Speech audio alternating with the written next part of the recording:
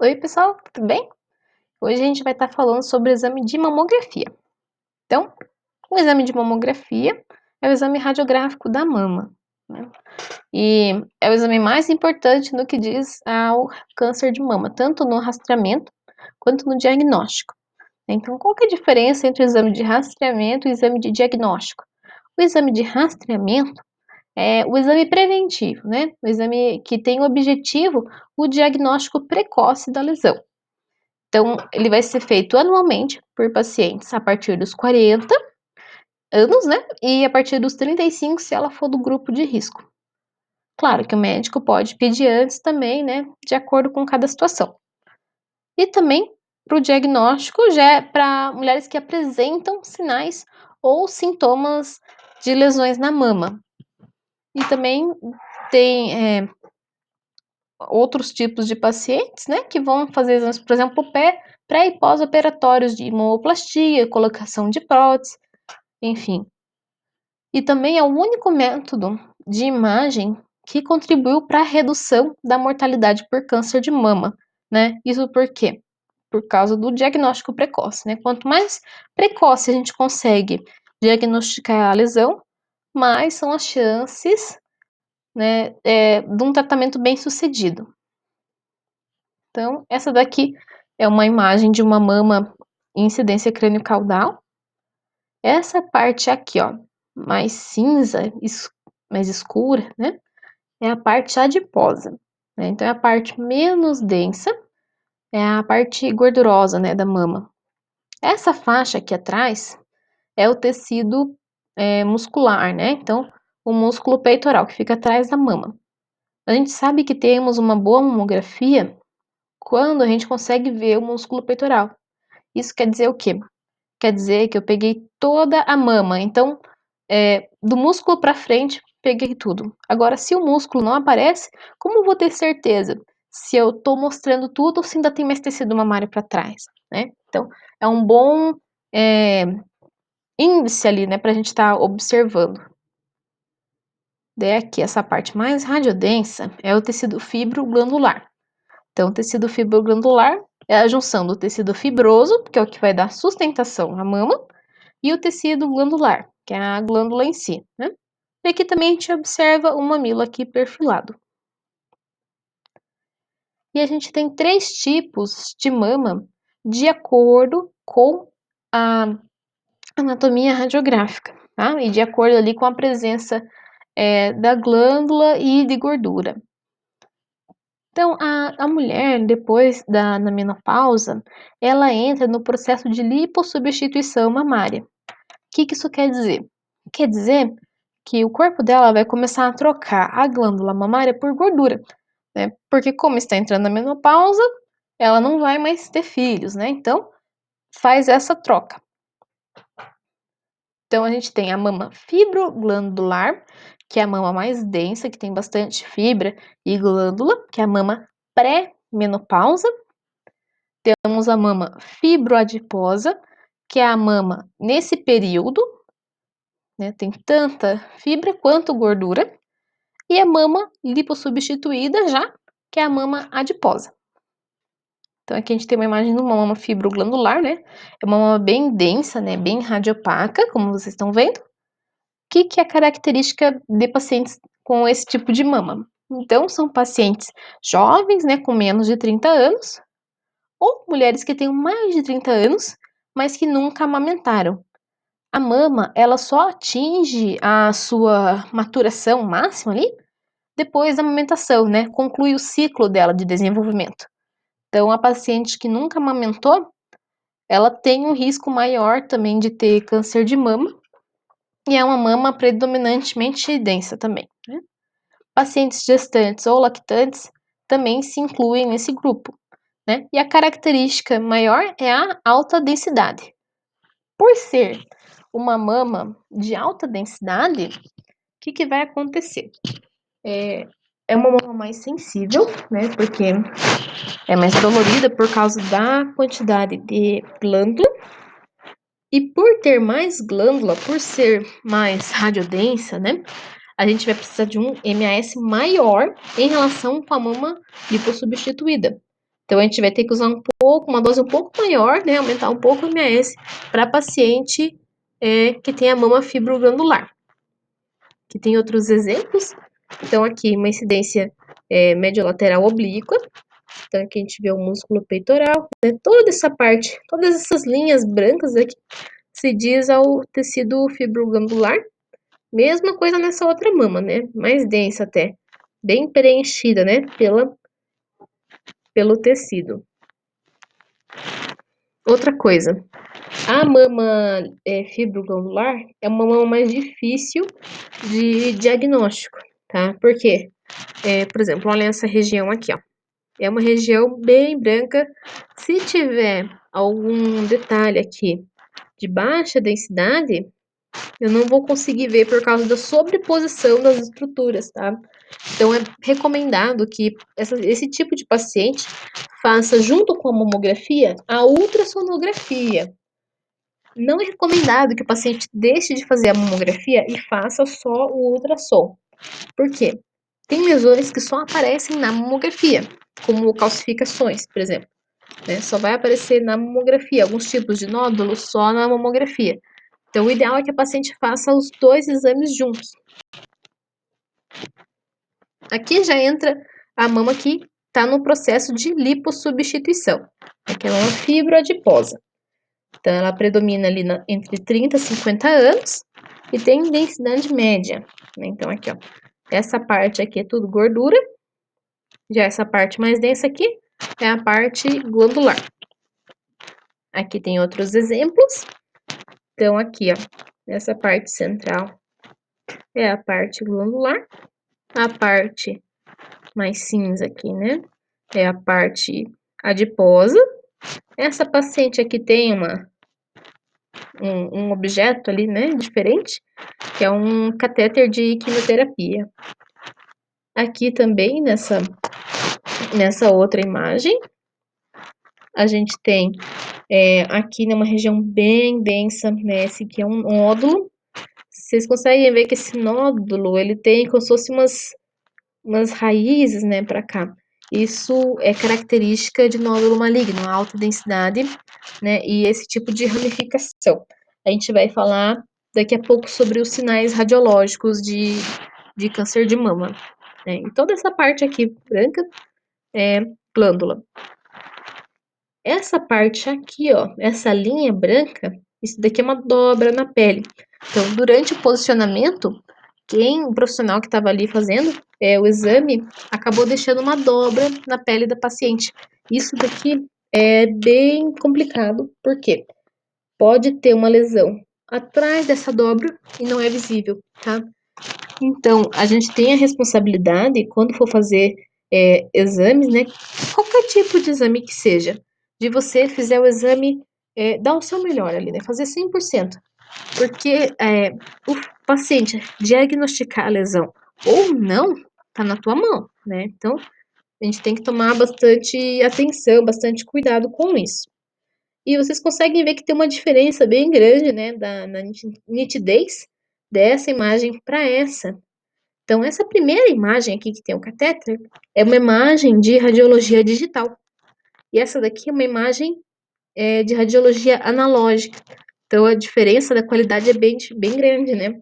A gente pode ver que a imagem digital, ela tem uma qualidade, né, uma riqueza de detalhes bem maior do que a imagem analógica. Então, deixa eu voltar eu pro cantinho. E vamos lá. Opa! Então, a mama adiposa é a mama que tem predominância de gordura. É comum a pacientes que depois da menopausa, né, depois dos 50 anos.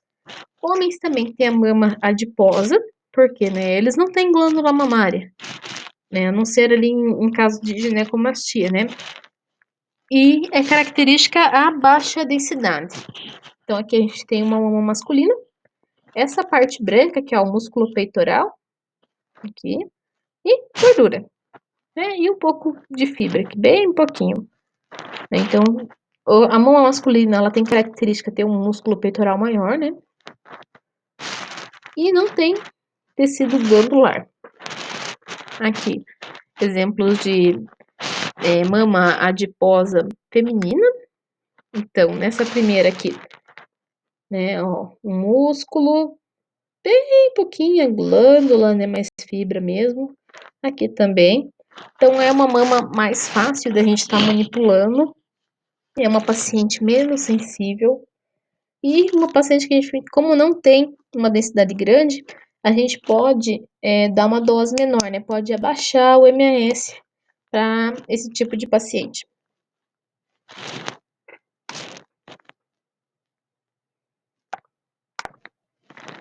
Aqui a gente tem uma sala de exame de mamografia.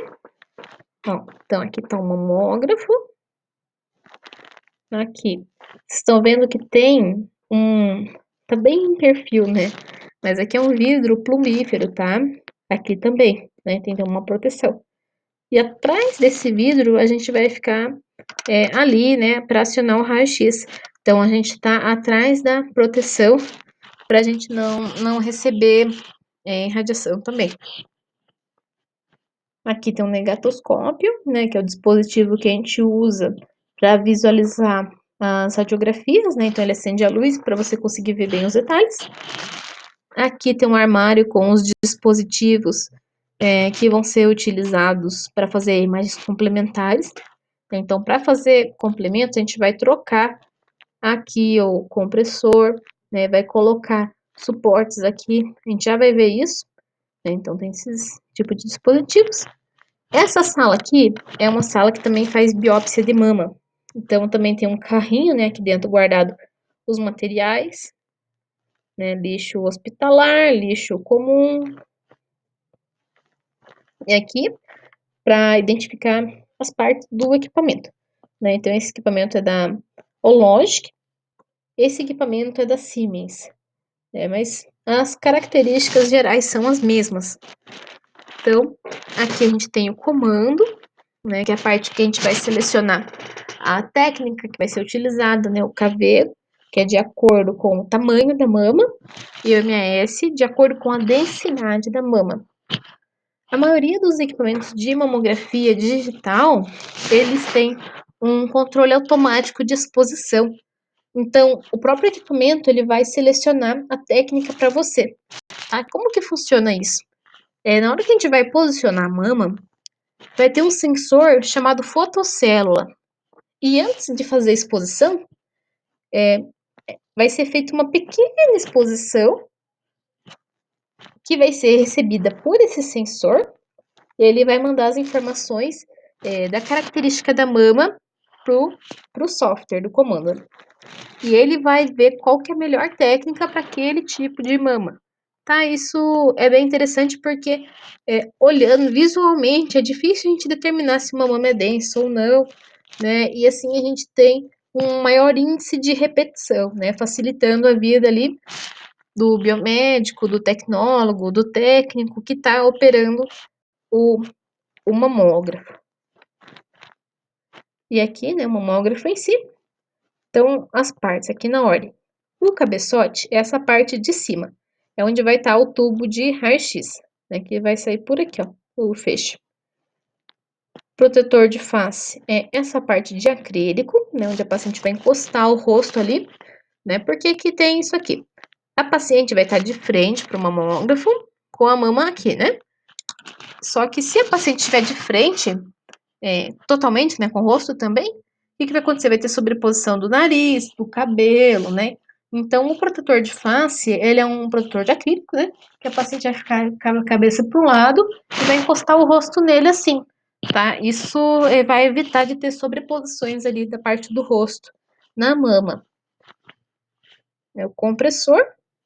O compressor, a gente pode trocar ele também. Tem dois tipos. Tem o de 18 por 24, né? Isso são centímetros, né? 18 por 24 centímetros.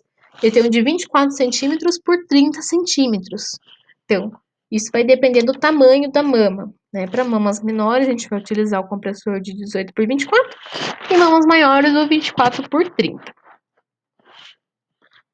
Tem os controles de altura, né? Então, de acordo com a estatura da paciente, tem os botões aqui. Nos pedais também, a gente vai estar controlando a altura, né? Subindo e descendo. E a compressão também. A compressão a gente pode regular aqui pelos pedais, pelos botões e por essa pecinha aqui que gira, né? Esqueci o nome agora. Então, como que a gente faz? A gente posiciona a paciente e começa a comprimir no pedal, né? Porque a gente vai estar usando as duas mãos. Com uma mão a gente vai estar tracionando a mão da paciente para frente, com a outra a gente vai estar empurrando o ombro dela para frente, né? Para que venha toda a parte posterior. Então você vai estar com as mãos ocupadas, por isso que tem um pedal. Então você começa a compressão do pedal, só que a compressão do pedal, ela é uma compressão mais rápida. Então o que que a gente faz? A gente vai comprimindo até chegar ali perto da mama e a gente vai finalizar a compressão. Então, a partir do momento que encostou, você tira a sua mão e vai comprimir aqui, que vai ser uma compressão mais suave, tá? Isso para que seja um exame menos desconfortável para a paciente.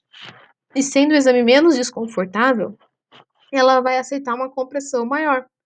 E uma compressão maior vai fazer com que a gente tenha uma imagem com maior qualidade, tá? Daí tem os apoios de mão, aqui, né? Então aqui é uma parte mais afundadinha da máquina, que a paciente vai poder posicionar a mão dela ali, né, para se apoiar, né? Vai ter exames que a máquina vai ficar de lado, né? Então ela vai apoiar a mão ali. RI é o receptor de imagem, né? O detector, que é essa parte aqui. No caso desse equipamento, que é de radiologia digital direta, não tem entrada aqui para cassete, né? Porque o próprio sistema aqui de detector de selênio amorfo já faz toda essa função, né? E vai enviar o sinal já para o comando.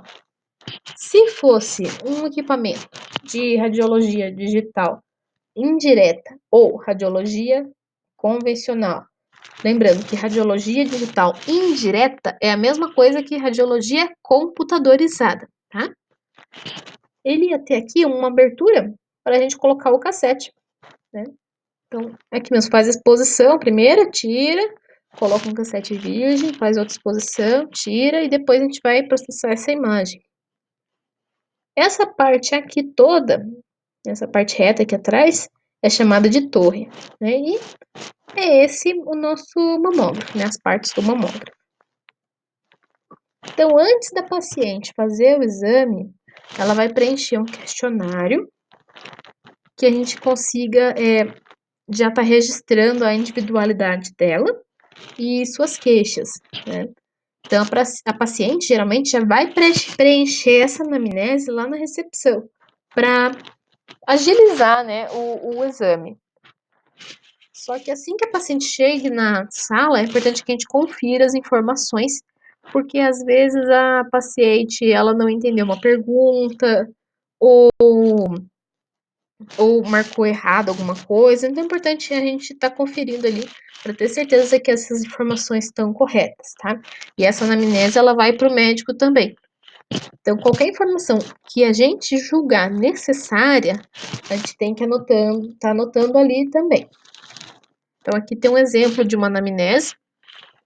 Então, o paciente vai preencher aqui com o nome, idade, a data de realização do exame, se é a primeira vez que ela vai estar fazendo mamografia, né? Por que que essa pergunta é importante? Se é a primeira vez que a paciente está fazendo a mamografia, a gente já sabe que provavelmente essa paciente está mais tensa, né? Porque ela não conhece. E todo mundo fala que o exame de mamografia é um bicho-papão, né? Então a paciente chega com medo, é natural isso. Então a gente vai ter que fazer uma função ali de, abre aspas, né? Psicólogo para acalmar essa paciente que chegou nervosa. Outra coisa, se não é a primeira vez que essa paciente está fazendo mamografia, ela tem exames anteriores. E eu quero que ela traga esses exames anteriores, pelo menos o último exame, para fazer uma comparação. Então, é importante que traga sempre o último exame para a gente estar analisando se teve alguma alteração na mama de um ano para o outro. Segunda pergunta, né? Se está grávida. Também é importante, né? Pacientes grávidas não fazem mamografia, tá? A não ser com uma autorização explícita do médico, né? Que vai dizer que o risco é menor que o benefício, tá? depois ela vai marcar o motivo do exame. Se é um exame de rotina, se é um acompanhamento de nódulo, se ela sente dor na mama e outro, né, e qual. Se tem caso de câncer de mama na família, né, se caso sim, quem. Se já faz ou fez algum tipo de tratamento hormonal, né, sim ou não. Então, pacientes que fazem tratamento hormonal, por exemplo, reposição hormonal depois da menopausa, elas têm, com estrogênio, elas têm uma probabilidade maior de desenvolverem câncer de mama, tá? Devido a esse estrogênio ali. Se ela tem alguma cirurgia na mama, ela vai marcar. Isso é bastante importante e a gente tem que perguntar à paciente o que foi feito e anotar as cicatrizes dela aqui, ó, nessa parte. Então, no verso da folha, na parte B, é uma parte de preenchimento exclusivo de quem vai estar fazendo o exame. Então, a gente vai rabiscar aqui, né, a região, vai desenhar a cicatriz que foi feita, vai escrever aqui certinho, por exemplo, se foi feita uma colocação de prótese. Que tipo de cirurgia que o médico utilizou? Então, o médico pode ter utilizado a cirurgia, né, feita aqui ao redor da auréola, pode ser feito em T, né, essa parte aqui, pode ter colocado pela axila, então tem muitos tipos, né, de abordagem. Então, a gente tem que estar anotando aqui, porque as cicatrizes vão aparecer na mamografia. Então, o médico tem que saber que aquilo está aparecendo por causa dessa cicatriz. Se já fez algum tratamento de mama, né, químio, rádio ou outro, né, pacientes que fizeram radioterapia de mama, elas têm o tecido mais duro, tá? Isso é comum por causa da radioterapia. Ela endurece mesmo o tecido, fica mais sensível também. Se já fez algum outro tipo de cirurgia e se trouxe os exames anteriores, né? E qual? Daí a paciente vai assinar ali, né? E essa parte aqui é de preenchimento nosso. Certo. E quais são os sinais radiológicos do câncer de mama? Então, os sinais principais que a gente tem de uma lesão maligna são as calcificações, nódulos, assimetrias ou neodensidades e distorção arquitetural, né? Então, esses sinais, eles podem ser tanto de lesões benignas ou lesões malignas. Isso vai depender de como eles vão aparecer na imagem. Então, a gente vai estar falando agora de cada um deles, para vocês conseguirem identificar se é característica de uma lesão maligna ou benigna. E também podem ter alterações secundárias, né, como na papila, né, no mamilo, descarga papilar, né, quando começa a sair pus do mamilo ou sangue, também é um sinal de câncer de mama. Na pele, quando a pele fica com aquele aspecto de laranja, né, mais dura, ali também é um sinal de câncer de mama. Retração do mamilo também, né, quando o mamilo entra. Tem algumas mulheres que têm o mamilo para dentro normalmente. Então, se você vê que a paciente tem esse tipo de mamilo, né, perguntar: a senhora sempre foi assim, né? Sempre teve o mamilo retraído? Ou ele entrou sozinho? Como é que, né? Ela vai relatar para você. E você vai escrever lá na anamnese se o mamilo é retraído, né? E sempre foi assim, ou ele retraiu há X tempo, né? Isso vai ter que estar anotando ali, porque é importante para o diagnóstico, né? O médico tem que saber disso. E outra coisa, o mamilo retraído ele vai aparecer diferente na imagem, né? E também outro sinal é nos linfonodos, né? Então, um linfonodo mais baixo ali, ele pode ser característica de algum processo patológico na mama.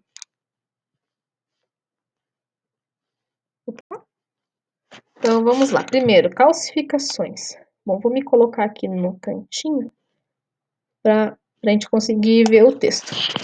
Certo. Então, as calcificações, elas são avaliadas de acordo com a distribuição, né, com a quantidade e a localização que elas estão, e morfologia, tamanho, forma e densidade. Então, de acordo com a localização, se é uma calcificação bilateral, ou seja, tem nas duas mamas, é uma tendência a ser benigna. Se ela é unilateral, se só está em um dos lados da mama, a tendência dela ser maligna é maior. Número também. Se é uma calcificação isolada, ela é normal, né? Às vezes pode ser até por causa da amamentação, acaba ficando ali um pouquinho de cálcio, né? Agora, se elas têm uma distribuição difusa, né? Se elas aparecem agrupadas ali, já é um sinal mais preocupante. Então, continuando aqui, calcificações bilaterais, simétricas ou de distribuição difusa são geralmente benignas, como nas alterações fibrocísticas, e as que se apresentam unilaterais, lineares, em segmentos ou agrupadas, devem ser objetos de atenção. Agora, de acordo com a morfologia, o tamanho, a forma e a densidade dessas calcificações. Então, calcificações benignas, elas tendem a ser lisas, redondas, definidas, com centro lucente, densas ou grosseiras. Né? Então, a calcificação benigna, ela tende a ser redondinha, né? Bem branquinha ali, né? Bem com centro lucente, né? Densa, bem definida. Já as calcificações que são amorfas, né? Não tem forma, indistintas, grosseiras, heterogêneas, elas têm que ter uma atenção mais especial, né? Porque são suspeitas de serem malignas, né? E as de alta suspeição tendem a ser finas, pleomórficas, irregulares, lineares ou ramificadas, sendo, né, as ramificadas mais associadas ao carcinoma ductal in situ. Né? Então, em um ducto ali da mama, né, ele está cheio de calcificações. É esse tipo de lesão que a gente está falando. Então, vamos ver as imagens aqui para vocês conseguirem compreender melhor. Ó, então, a primeira aqui são calcificações bastante agrupadas, né? Em relação ao número, tem muitas, né? E também estão em uma região aqui. Elas são altamente suspeitas. Já essa daqui, ó, são calcificações benignas. Então, são lineares difusas, né? Chamadas de calcificações em palito. Aqui também são calcificações benignas. Geralmente, isso daqui e essa daqui também são, como eu falei para vocês, resultado ali, depois da aumentação, é comum ter esse tipo de calcificação. Né? Esse daqui que é o mais preocupante, né? Pode ser chamado também de céu estrelado, né? Então, para vocês lembrarem, né? Do céu cheio de estrelas, né? Então, esse aspecto é maligno.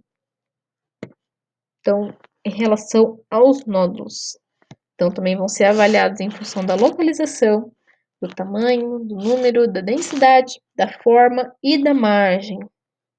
Né? Sendo que a forma e a margem são as características mais importantes.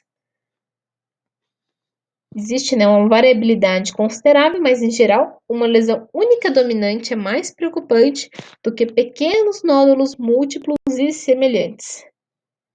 Então, se o nódulo ele é bem redondinho, né, tem as margens definidas, ele tende a ser um nódulo benigno. Já se é um nódulo irregular, né, ramificado, né, com a margem toda torta ali, né, ele não tem um formato, né, bem certinho, ele já é um nódulo mais suspeito. Então, os nódulos são avaliados como sendo de densidade alta, igual ou baixa, quando comparado com o tecido fibroglandular. Né? Então, a gente vai fazer uma análise ali de acordo com se ele tem uma maior densidade ou não. Se os nódulos têm gordura, né, são radiotransparentes, são benignos, né, como, por exemplo, um linfonodo intramamário. Se os nódulos são relativamente densos para o tamanho, quando comparados com o tecido mamário normal, né, já são mais suspeitos. E se os nódulos tipicamente benignos, mais comuns, né, são os cistos, né, que é preenchido por água, e os fibroadenomas. Então, para visualização de cistos, é recomendado mais o ultrassom.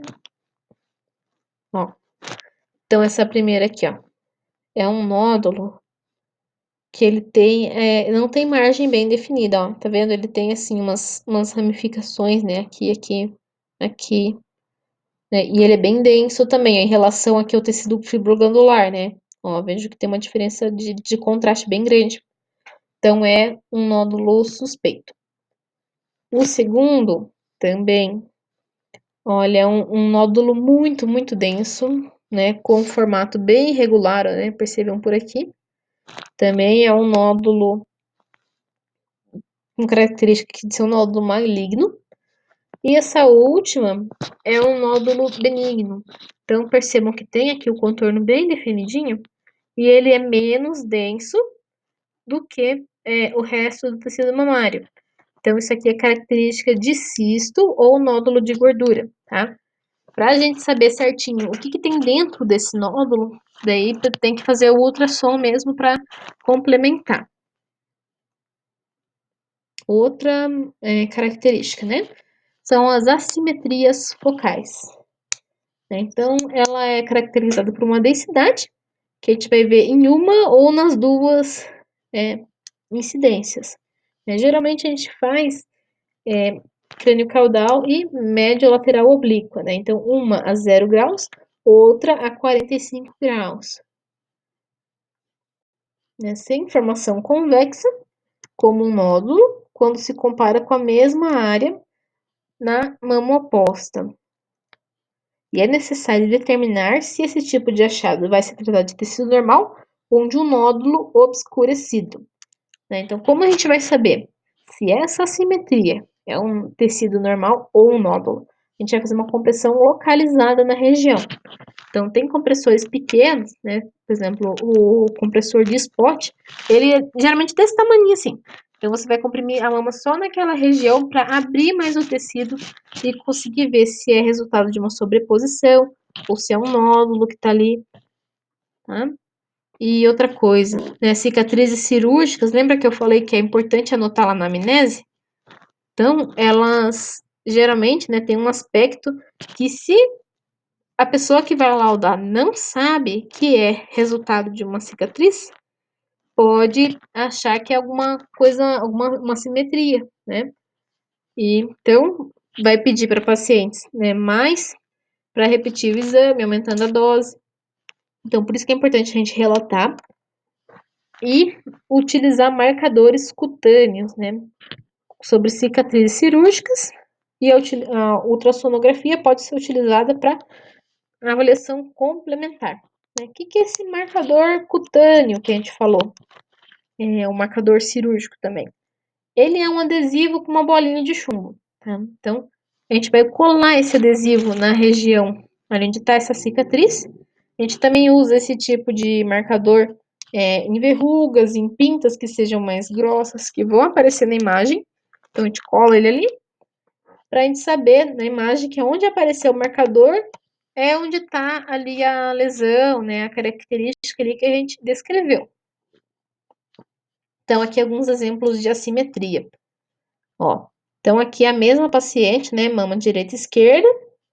Reparem, né, que tem aqui uma região mais densa nessa setinha, que não tem na outra mama, né? Mesma coisa aqui, ó, persistiu na outra incidência. Então, se persiste nas duas incidências, né, 0 graus, 45 graus, ou em outra angulação, é assimetria. Se aparece só em uma incidência, na outra não, é resultado de sobreposição de tecidos, tá? Então, e outra coisa, né? Outro sinal radiológico do câncer de mama é a distorção na arquitetura da mama. Então, ela é caracterizada por espículas radiadas a partir de um ponto, né? Espículas são estruturas semelhantes a espinhos, né? Então, uma estrutura ramificada. A partir de um ponto, ou irretração focal, ou distorção da margem do parênquima. Geralmente é um achado sutil e difícil de ser identificado. Se a imagem não for de ótima qualidade e o radiologista não tiver percepção aguçada. Então, vamos ver aqui o que é essa distorção, né? Então, vocês conseguem ver aqui, né, que é como se tivesse puxado, assim, né, o tecido mamário. É uma distorção mesmo aqui, ó. Já é uma característica maligna. Ela é bem espiculada, né? Aqui também, ó.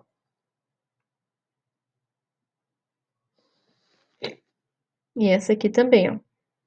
Ela faz uma estrelinha ali, né?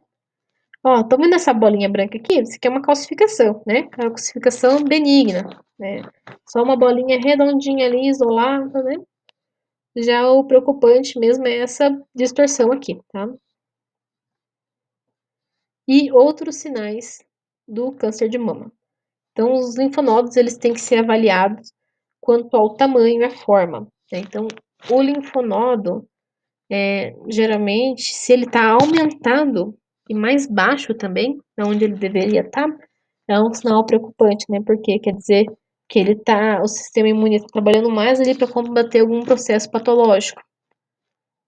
Né? Lembrando que não somente os cânceres de mama podem envolver os linfonodos, mas também outras doenças neoplásicas, né? Inflamações e infecções sistêmicas, né? Como leucemia, linfomas, tuberculose, AIDS, entre outros. E outros sinais de preocupação são espessamento, né? Como eu falei para vocês, aquele aspecto de pele de laranja, retração da pele, né? Então a pele, né, entra para dentro, e a retração do mamilo. Ó, então aqui, retração do mamilo, né? O mamilo entrou para dentro mesmo, né? E olhando assim, a gente não sabe se isso é da paciente mesmo ou se isso aconteceu, né? Olhando para a foto só. Então, a gente tem que conversar com a paciente, perguntar se sempre foi assim, se entrou, né? Em quanto tempo, e passar tudo isso na anamnese, que isso vai interferir no diagnóstico dela. Agora, a gente vai falar um pouco sobre as incidências que são feitas na mamografia. Então, as incidências de rotina que são feitas são as incidências crânio-caudal e as incidências médio-lateral oblíqua. Tá? Essas duas vão ser feitas em todas as pacientes, tá? O padrão. Então, a incidência crânio-caudal é feita com o aparelho aqui, ó, né, a 0 graus, né, de pé aqui. Opa. Então, a paciente vai ficar de frente para a máquina, a gente vai pedir para ela relaxar os ombros, né? Isso por quê? Para soltar a musculatura, ficar mais fácil da gente manipular a mama, né? Vai jogar o cabelo da paciente para trás, para não ter sobreposição, né? Então vai pedir para o paciente relaxar, a gente vai puxar a mama da paciente para frente. Tudo vai tracionar o máximo que você conseguir aqui no buck, né? Aqui no detector. O máximo de mama para frente, né? Vai pedir para ela relaxar o braço e vai olhar para o lado oposto da mama, né? Para não ter sobreposição do nariz, né? De óculos, de cabelo, enfim. Então a paciente vai estar de frente ali, com a mama aqui, com o rosto virado, né? Você vai estar tracionando a mama para frente, né? Com uma mão vai estar tracionando aqui e com a outra mão você vai empurrar a paciente, né? O ombro dela para frente, para que você consiga pegar o máximo de tecido posterior ali, tá? Claro, quando você for posicionar, for manipular a paciente, é muito importante você pedir licença, a mama é uma região muito sensível, né? E tem muitas pacientes que ela tem vergonha do corpo, né? Ou pacientes que sofreram abuso não vão deixar você encostar, então você tem que conversar bastante com elas, né? Tentar explicar tudo, falar tudo que você for fazer antes. Então, com licença, eu vou tocar na senhora desse jeito, eu vou puxar a sua mão, eu vou colocar a mão no seu ombro. Você vai falando e vai fazendo, né? Lembrando, a gente está trabalhando com o corpo de outra pessoa, tá? Em uma região bem sensível. Então, você tem que ser muito profissional nessa hora. certo? Então, a mama tá bem tracionada para frente, né? Tem que tomar cuidado sempre para ver se o mamilo tá em perfil. Dependendo, se eu puxo mais parte de cima, o mamilo vai ficar para baixo. Se eu puxo mais a parte de baixo, o mamilo vai ficar para cima. Então, eu tenho que puxar de uma forma igual os tecidos para o mamilo ficar em perfil. Se ele ficar para baixo ou para cima, ele vai ficar parecendo um nódulo na imagem, né? Isso pode confundir na hora do laudo também. E esse aqui é o resultado do nosso posicionamento. Ó, então vejam aqui. Pegou toda a mama da paciente, ela tá bem tracionada para frente. O mamilo tá em perfil, né? Outra coisa importante, quando a gente posiciona, a gente tem que, na hora de puxar aqui e na parte de baixo da mama também, a gente tem que sentir se não ficou nenhuma dobra de pele, tá? Se ficar alguma dobra de pele, vai aparecer igual aquela imagem lá do começo, que eu dei de exemplo. Ela vai aparecer uma faixa branca e vai prejudicar a visualização. Então, se tiver alguma lesão naquela região, a gente não vai conseguir ver. E vai ter que repetir a imagem. Não, aqui é a imagem radiográfica. Ó, então, aqui, né, o mamilo em perfil, né, a curvatura da mama aqui. E se você tracionou o suficiente, vai aparecer o músculo peitoral na maioria dos casos. Vocês vão achar na literatura que falam que uma incidência crânio-caudal bem posicionada vai aparecer o músculo em cerca de 30% dos casos. Mas tem uns estudos mais recentes, né, como o do Hospital de Barretos, que é referência nessa parte de câncer de mama, que falam que a probabilidade de você parecer o músculo quando você traciona bem a mama para frente é de 60% a 70%. Né? Então, claro, vão ter pacientes que não vai aparecer o músculo, né? Por exemplo, pacientes bem idosas, né? Ou pacientes mais obesas, vai ser mais difícil. Mas na maioria dos pacientes a gente vai tá vendo o músculo peitoral. Outra coisa, né? Então aqui, ó, outra classificação benigna aqui. E aqui, ó, essa bolinha aqui, essa aqui também, ó, esse aqui é característica de cisto. Ó, uma mama com bastante cisto, na verdade, ó, aqui, aqui. E como eu sei que eu tive uma boa imagem, né? Eu tenho que atender aos critérios de posicionamento. Então, primeiro critério, ó, tecido mamário estendido, incluindo a borda medial, né? Então eu tenho que incluir todo o tecido mamário. 2, o máximo da lateral, né? Então na hora que você vai posicionar a paciente, né, ela tá aqui. Você vai puxar a mama para frente, né? Quando você puxa aqui, você pega mais essa parte aqui, lateral da mama, tá? Então você tem que puxar para você pegar o máximo que conseguir. Se você deixar a paciente totalmente reta, você vai perder esse tecido aqui, tá? 3, gordura retromamária, que é essa gordura que vai aparecer atrás da glândula. 4, a faixa de peitoral, que eu acabei de falar. E o mamilo tem que estar em perfil, né? Mamilo perfilado à mama.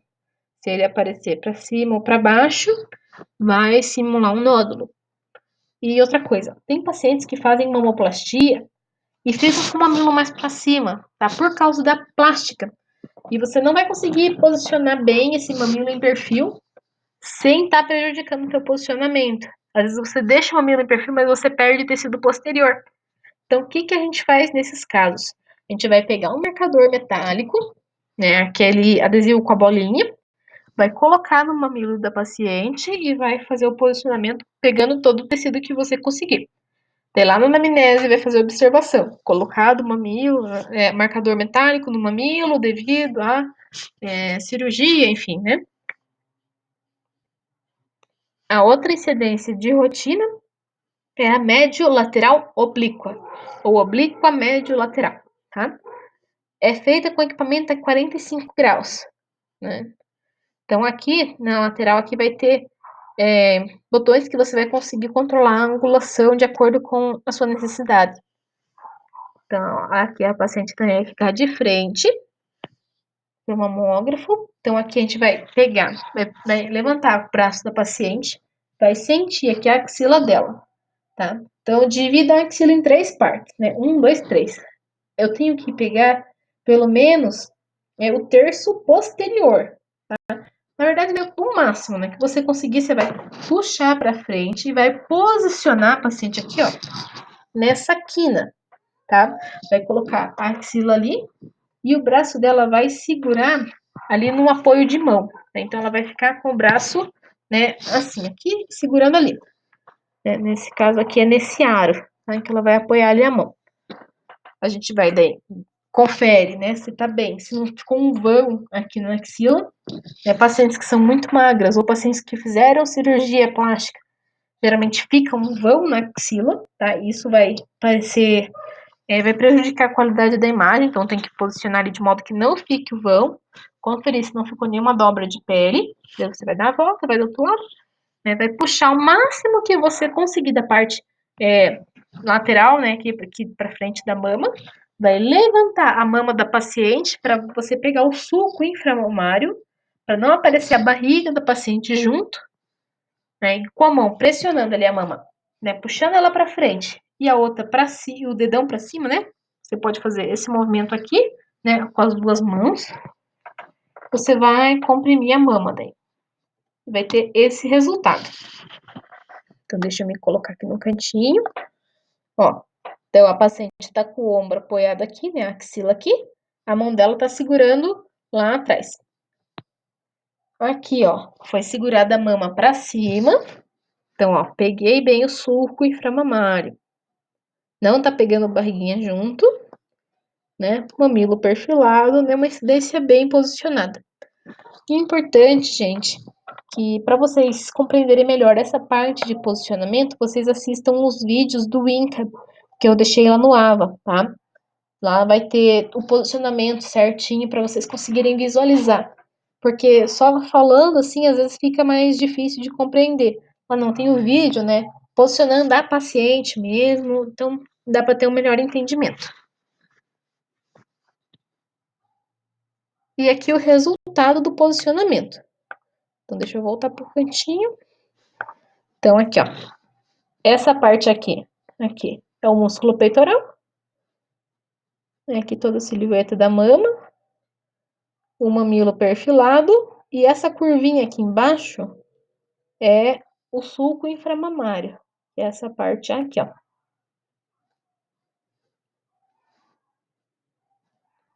E os critérios de posicionamento, né? Pra gente saber se a incidência foi bem posicionada. Então, a gente tem que pegar o tecido mamário estendido.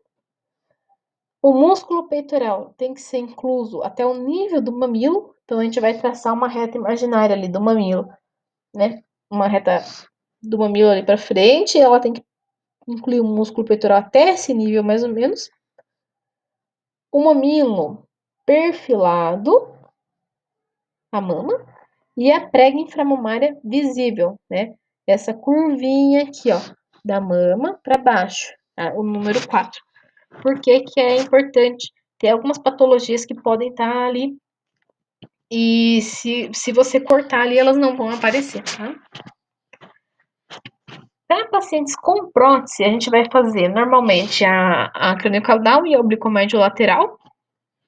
E a gente vai adicionar outra incidência, que é o deslocamento do implante ou manobra de Eclu, né? Então, é feita, né, exclusivamente para pacientes que têm prótese, para a gente conseguir melhor o parênquima mamário. Né? Então, o que a gente vai fazer?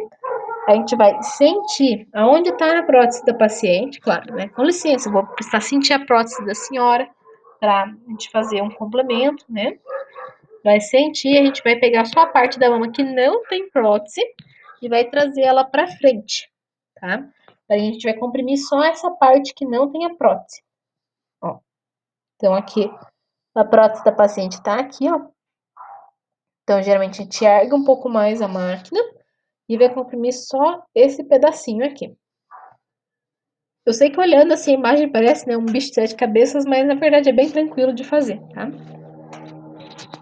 Pacientes que têm prótese, nas incidências craniocaudal e médio lateral, elas geralmente não vão sentir quase nada, assim, porque a prótese ela vai amortecer a compressão, né? Então vai ser mais tranquilo de fazer. Agora na Eclum, como a gente não vai estar pegando a prótese, pegando só a parte, né, que tem a glândula mesmo, vai ser um pouco mais incômodo, né? Então você vai falar para ela. Tem paciente que chega com medo da prótese romper, de estourar, né? Claro, daí a gente vai ter que seguir os limites de compressão, mas você tem que tranquilizar ela, né? Falar, olha, é um exame seguro para sua prótese, né? Enfim. Então vai consistir da gente empurrar o implante de encontro ao tórax e puxar a mama, né? Então a gente vai sentir onde está aqui a prótese dela, né? Vai segurar ela para trás e vai puxar só a parte que tem a glândula, né? E a placa compressora, vai comprimir só essa parte aqui, né? Que não tem o implante. Aqui, ó. Também, ó. Então, o compressor tá vindo, né? A gente vai sentir onde é que tá e vai puxar só a parte da mama, né? Sem o implante. A manobra de Klum, nessa foto aqui, ela está sendo feita em crânio caudal, que é o que geralmente é feito nas clínicas mesmo. Mas a gente pode fazer ela em qualquer incidência. Então aqui a gente tem a crânio caudal normal, né, com prótese. A prótese aqui atrás. Aqui é o oblíqua médio lateral com a prótese. E embaixo a manobra de Klum. Então aqui, ó. Eu peguei só essa parte aqui e comprimi. Né? Vocês conseguem ver que, por exemplo, aqui, ó, essa parte da glândula que estava toda juntinha ali, toda sobreposta, né? A gente não consegue ver os detalhes. Quando eu comprimo só aquela região, ó, eu abro melhor a glândula, eu consigo ver melhor os detalhes, né?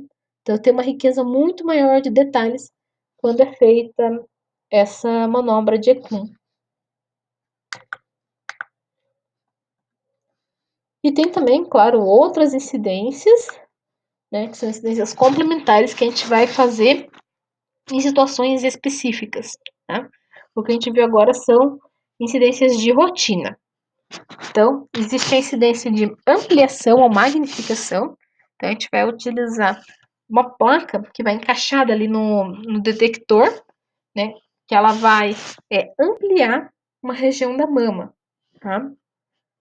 Tem a compressão seletiva, que é um compressor pequenininho no lugar, né? E vai apertar só um lugarzinho da mama para abrir melhor o tecido e a gente conseguir ver, por exemplo, se numa região uma densidade maior ali não é resultado de sobreposição de tecidos, a magnificação, voltando um pouquinho ali, ela é feita para a gente fazer a avaliação de microcalcificações, né? Às vezes as calcificações são muito pequenas e a gente não consegue ver direito o formato delas só nas incidências de rotina. Então a gente faz essas incidências ampliadas para a gente ver melhor como que é a morfologia delas. E a gente também pode estar associando os dois, né? A gente pode fazer uma magnificação com o compressor pequenininho da compressão seletiva.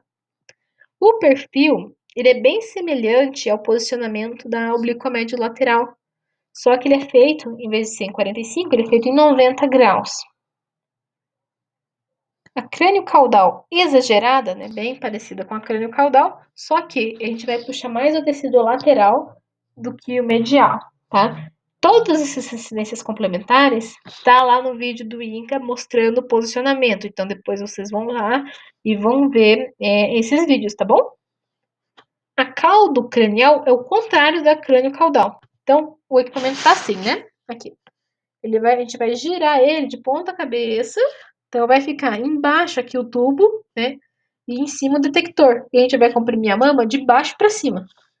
Então, a gente faz esse tipo de posicionamento quando a mama da paciente é muito pequena, ou se é homem, por exemplo, né? Tem pouca região ali para pegar. E tem também a lateromedial oblíqua, que em vez da gente comprimir, como na oblíqua médio lateral, da região medial para lateral, aqui a gente vai comprimir da região lateral para medial. É só observar a ordem das palavras, né? Então, a paciente vai estar posicionada assim e vai comprimir daqui para cá, tá? Geralmente, a gente faz esse tipo de posicionamento para pacientes que têm marca-passo cardíaco ou pacientes que têm uma cifose muito acentuada, né? Então, a gente vai estar observando cada tipo de paciente, né, as características, para a gente ver o que tem que ser feito, tá? Tem algumas clínicas que fica o médico radiologista de plantão, ele vai olhar exame por exame e vai dizer, ó, eu quero nessa região que você faz tal complemento. Mas a maioria das clínicas não tem esse médico, tá? De que fica ali à disposição. Então a gente tem que olhar bem, né, os exames com calma, para a gente fazer o que for necessário já na hora. Se caso, na hora do laudo, o médico achar que é necessário fazer mais uma incidência complementar, a gente vai ter que ligar para a paciente para ela voltar para reagendar esse complemento, né? Então, a paciente já fica nervosa, fica com medo, ela vai vir estressada. Já é então uma coisa a menos que a gente se preocupa tomando esses cuidados.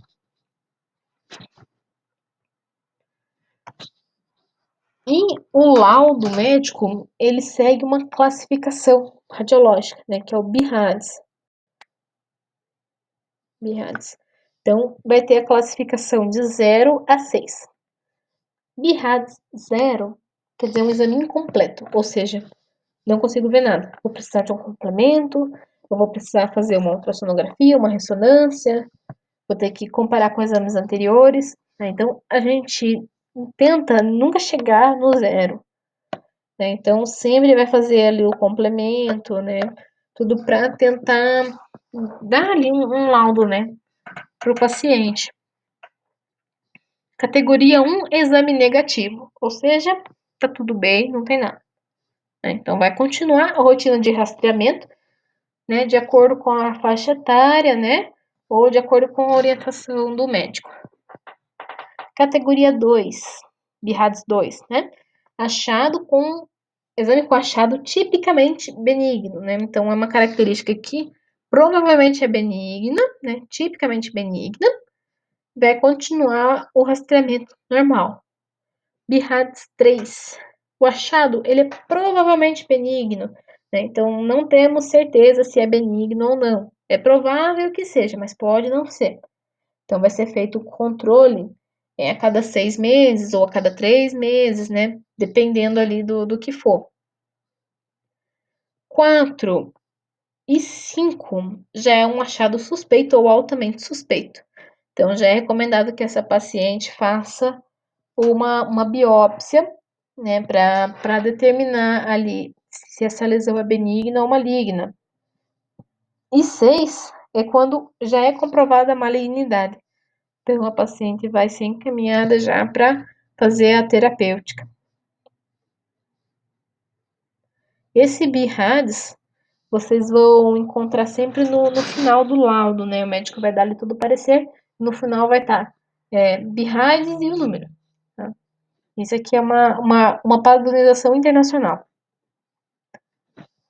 E tem a bendita da compressão, né, que é o terror das mulheres, mas enfim, ela é muito necessária, né? Por quê? Então, os benefícios, né? A gente vai ter uma espessura uniforme, porque como a gente vai comprimir a mama, né, ela vai ter uma espessura só e ela vai ficar mais uniforme também na imagem. Vai evitar sobreposições. Então, quando eu comprimo, eu evito, né, que uma glândula se sobreponha à outra e a gente confunda isso com um nódulo ou com uma distorção. Quando a paciente está comprimida, também reduz a possibilidade de movimento. Então, o movimento que ela dá aqui vai borrar a imagem. Se ela está bem comprimida, claro que a gente orienta a paciente a ficar imóvel, né? Mas reduz a chance de borrar a imagem. E como a gente diminui a espessura, a gente também está diminuindo a dose. E com tudo isso, a gente está reduzindo a necessidade de repetição do exame, né? Principalmente ali no que se diz ao movimento.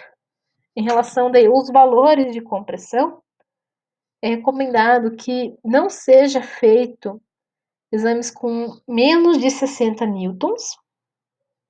O ideal é que estejam entre 80 e 100 newtons e abaixo de 200 newtons, tá? Essas orientações vão variar de acordo com o órgão. Então, por exemplo, o INCA, ele fala acima de 80. A IAEA, que é a Agência Internacional de Energia Atômica, é acima de 100, o FDA, né, dos Estados Unidos, é a partir de 120.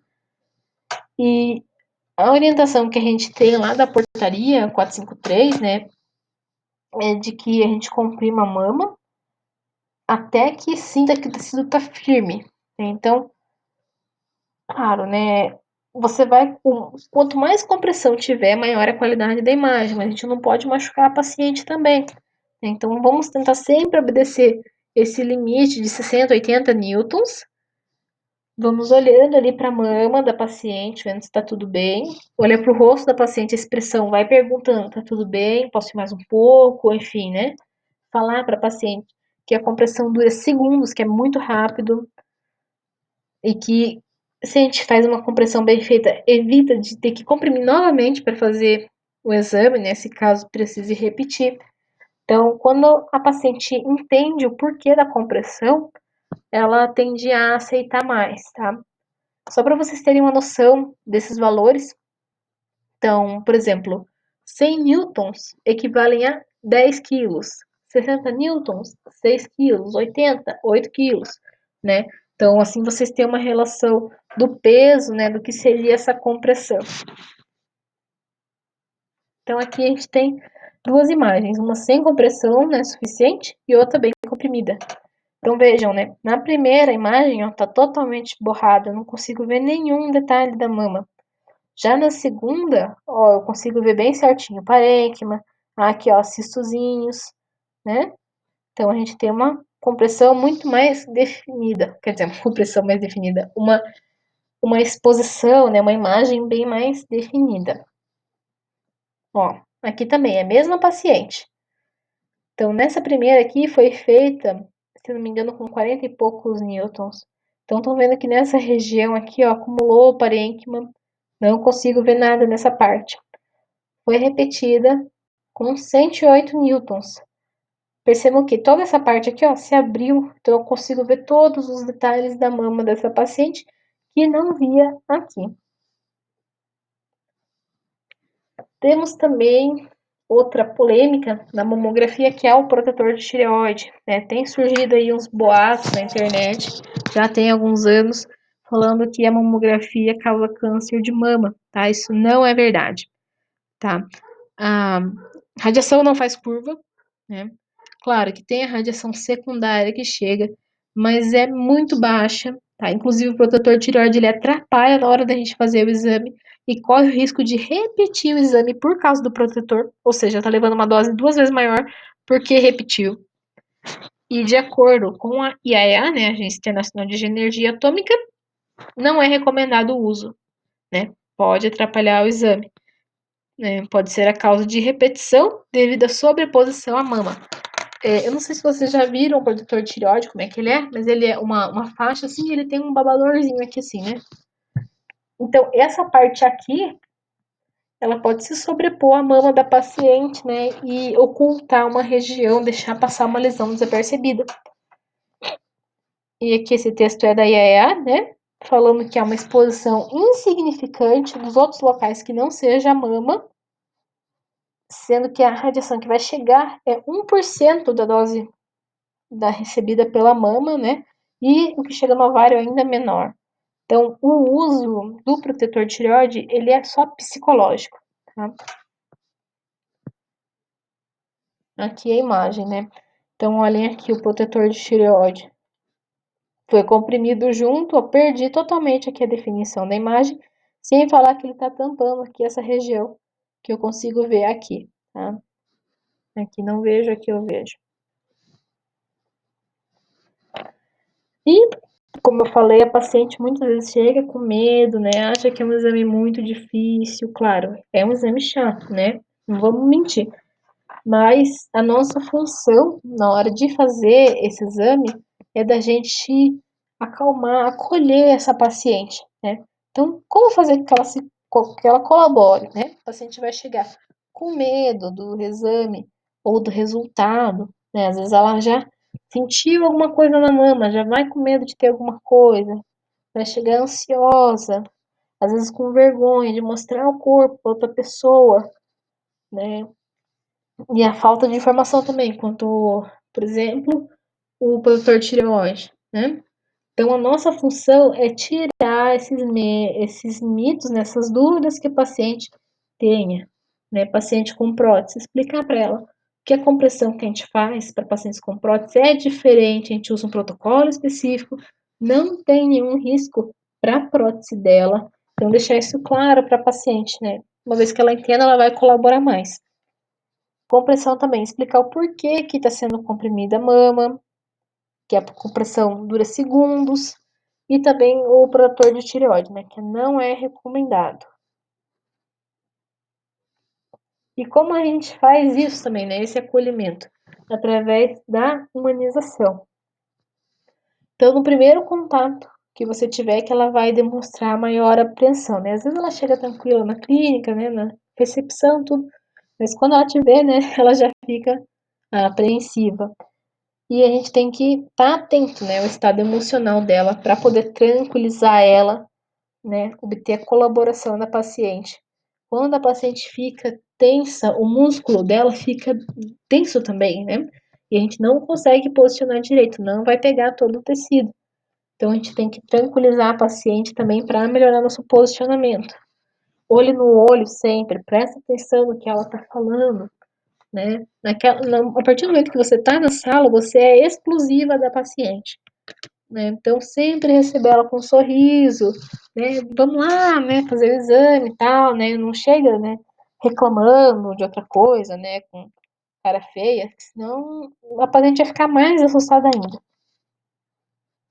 Então, como eu falei, uma paciente nervosa fica com o músculo contraído.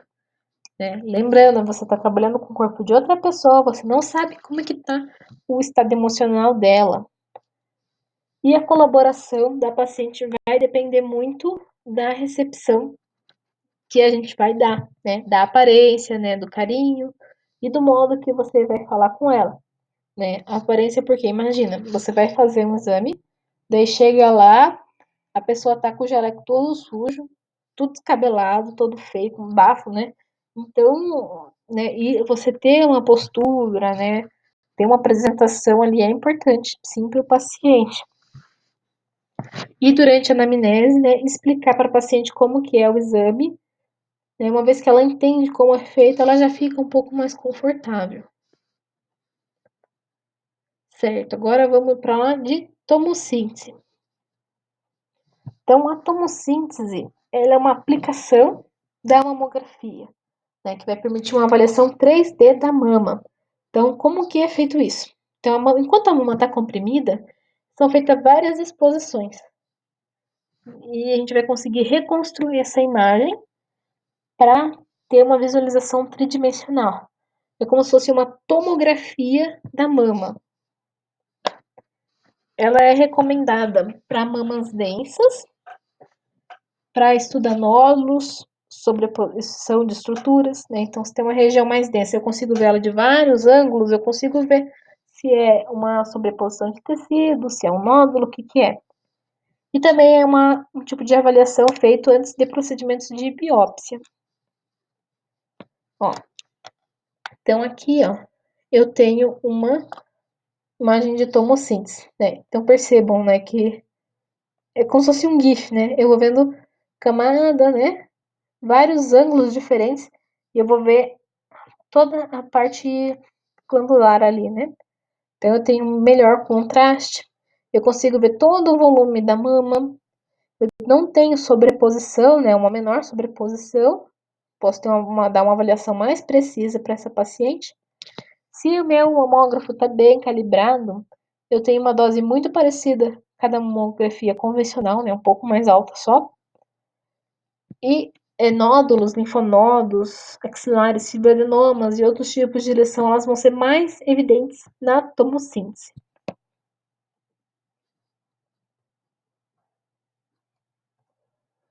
Então, aqui, enquanto a paciente vai estar com a mama comprimida, a máquina ela vai fazer várias incidências, tá? Por exemplo, aqui nesse equipamento da Siemens, ele vai fazer um arco de 50 graus com 25 projeções, né? Ou seja, 25 imagens que vão ser reconstruídas e vai virar uma imagem só. Essa quantidade de imagens e essa angulação que a máquina vai fazer vai depender do fabricante também. Cada fabricante tem um protocolo diferente, né? Uma angulação diferente, a quantidade de exposições também. Então, aqui, ó, no caso, né, da Siemens, né, são feitas várias imagens, né, com média de 1 milímetro cada, e reconstruídas a gente tem a nossa imagem tridimensional. Bem bonita, né? E tem também as limitações, né, como tudo na vida. Tem alguns artefatos que podem ser causados pelo deslocamento da paciente, né, bem como na mamografia. Se a paciente mexer, vai ficar borrado, né, vai prejudicar a nossa imagem, vai ter que repetir. E objetos de alto contraste, como as calcificações, né, aqui, e marcadores metálicos vão gerar um artefato ali, tá? E isso acontece na hora da reconstrução da imagem. E tem também o problema do custo e do convênio médico, né? É um exame caro, tomossíntese, para vocês terem uma noção. Uma mamografia digital custa em torno de uns R$ 250. A tomossíntese custa em torno de R$ 500, né? O dobro. E a maioria dos convênios médicos não cobre ainda, porque é um exame novo, né? Relativamente novo. Então, como os convênios não cobrem, são poucas pacientes que fazem.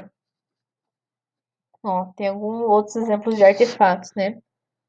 Aqui, ó, esses risquinhos aqui de alta densidade, né? Aqui também, né? Claro, aqui é um nódulo necrosado, mas também tem esses risquinhos. São clipes cirúrgicos.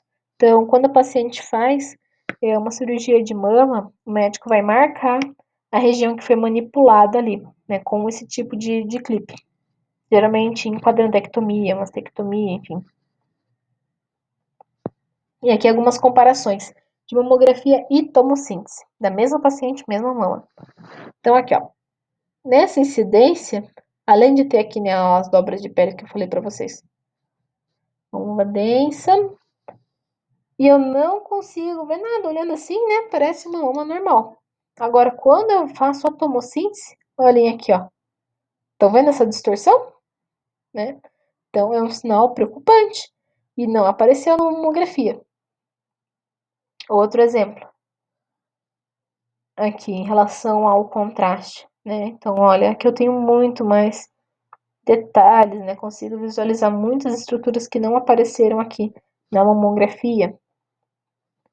Ó, na mamografia parece um nódulo, né? Uma distorção ali na arquitetura. Aqui eu vejo que é uma sobreposição, claro, com algumas calcificações, né?